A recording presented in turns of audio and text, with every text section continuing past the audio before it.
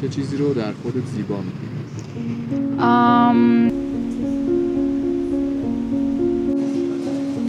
اینکه زندگی زیباست، ای زیبا پسند، زیبا اندیشان به زیبایی رسند. تو ظاهر خودم نه اینکه اعتماد به نفس نداشته باشم، چیز خاصی نمیبینم، ولی فکر نکنم قلب بدی داشته باشم. صبوری خیلی ایوب زمانم.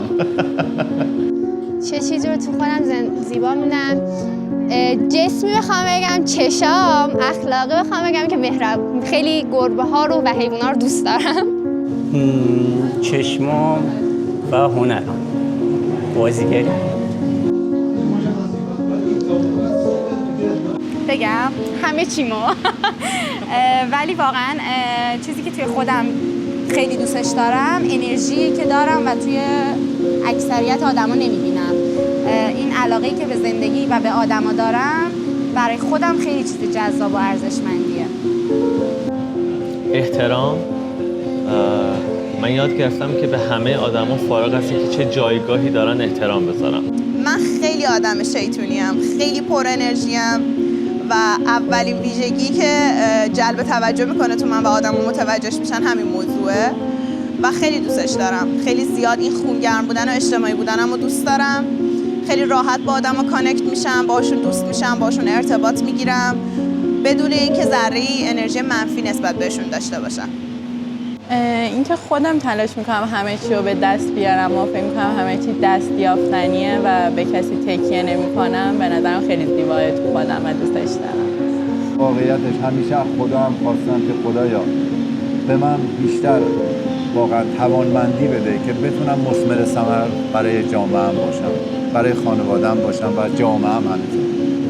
این فکر میکنم بالاترین چیزی که در خودم میبینم. یه چیزی که تو خودم زیبا میبینم اینه که خب من همیشه حواسم به کسایی هستش که دوستشون دارم، واقعا از صمیم قلب دوستشون دارم، حواسم خیلی بهشون هست و مثلا مثال این که مثلا خیابون رد میشیم من همیشه میام این ور سمت ماشینا که اگر اتفاقی افتاد مثلا برخوردش به من باشه، به اونا نباشه. من تا اونجایی که بتونم هر کاری از دستم بر بیاد برای تمام اطرافیانم انجام میدم، چون واقعا دوستشون دارم و وقتی که بدونم کاری که انجام میدم اونا پیشرفت میکنن، خوشحال میشن، به اون چیزی که میخوام برسن، این باعث میشه من خودم خیلی خوشحال بشم. یه آدمی هم که روکم، شاید خیلی موقع خوب نباشه ولی من خودم این اخلاقم دوست دارم، خودم این ویژگی رو زیبا میبینم که چیزی که اگه اذیتم که ناراحتم کرد روک به طرفم میگم. این به نظر من اگه تو بقیه آدم هم باشه خیلی جامعه بهتر و خفن‌تری داریم. یه چیزی که خیلی تو خودم دوستش دارم و فکر میکنم که نقطه قوتمه اینه که من اصلا جا نمیذارم، یعنی تحت هیچ شرایطی نه خسته میشم نه کم میارم نه پشیمون میشم. کاری که انجام میدم یا شروع میکنم و همیشه تا انتها میرم. اون چیزی که من تو خودم زیبا میبینم اینه که درو نیستم، صداقت دارم، یعنی تو بدترین حالتهای زندگی هم که سخت‌ترین حالتام پیش اومده اون صداقت رفتاری که داشتم و زیر پا نذاشتم. این واسه من بزرگترین برگه برنده زندگیه. من مثلا از لحاظ جسمی متاسفانه یادم که خیلی اعتماد به نفس ندارم، ولی خب کلا مثلا چشمام یا موهام، ولی به نظر من چیزی که کلا مهمه ظاهر آدما نیست، چون ظاهر آدم مثل این نماد میمونه، طرف فقط میبینه و میره، اما اون روح آدماست که قشنگ و به نظر من روح قشنگی دارم. خودم اخلاقیاتم رو دوست دارم، آدم صبوریم، صبرم به نظرم چیز زیبایی از نظر خودم.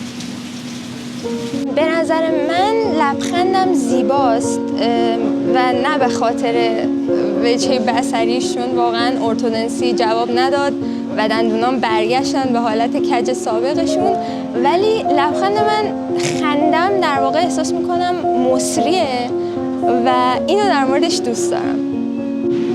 بهم میگن که آدم انعطاف پذیری هستی، آدم منعطفی، حالا اینو اگر به عنوان چیز خوب در نظر بگیریم، زیبا در نظر بگیریم. مهربونی ما یه حسی درونی در وجودم هست که دوست دارم خیلی رندوم با آدم‌های رندوم در جای رندوم کمک کنم و اصلا اینجوری هم نیست که مثلا کسی بخوام متوجه بشه یا چیزی، ولی این خیلی به من حس خوبی میده و دوست دارم مثلا کسی نفهمه این قضیه رو که من این کارو کردم، هرچند که یه چیز خیلی کوچیک باشه. فکر می‌کنم مهربون بودنم و اینکه مثلا همیشه سعی می‌کنم نیمه پر لیوانو ببینم. اینکه هنوز میتونم با وجود بدیهای دیگران خودم خوبی کنم و اینکه خوبی میکنم و از دست ندم. حالا دیگرانم بهم میگن یکم اهمیت دادن، خیلی به اطرافیانم توجه میکنم و قشنگه دیگه به نظر خودم. استمرار، پشتکار و صبوری. خلاصه بگم صبوری. اینو زیبا میبینم که میتونم خودم رو بیان کنم، صحبت کنم راجع به خودم و نترسم و شجاع باشم و اینکه دوست دارم به بقیه کمک کنم، به بقیه حس خوب بودن بدم و اینا رو به نظرم جالبه.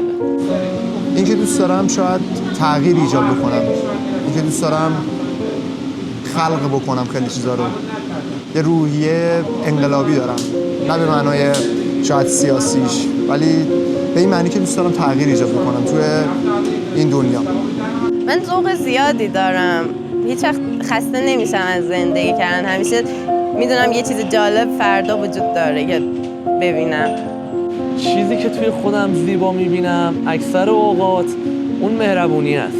یعنی من حتی شده جاهایی که ضربه خوردم، حالا ضربه روحی از رابطه‌ام خوردم، از آدمای مختلف خوردم، ضرر مالی خوردم، حتی این مهربونی همیشه برام مونده. یعنی حتی با این که این همه ضربه خوردم، این مهربونیه تنها چیزی که میتونم بگم که برای خودم کاری میکنه که ارزش خودم رو بدونم و بتونم یک چیز کامل رو برای خودم داشته باشم.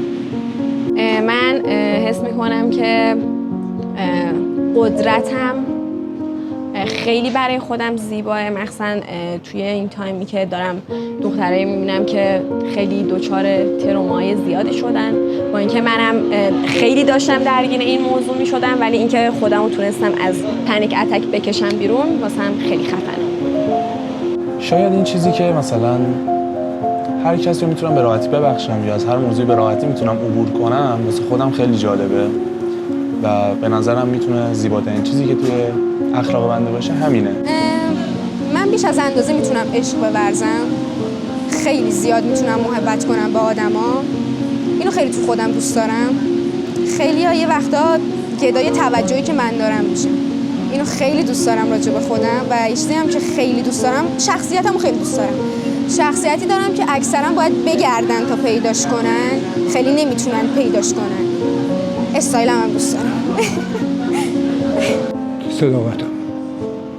همیشه هوای همه رو داشتم، تو بدترین شرایط و تو بهترین شرایط پشت همه دوستان، خانواده‌ام، پشت همه بودم و به نظرم یه چیز زیبا درونم.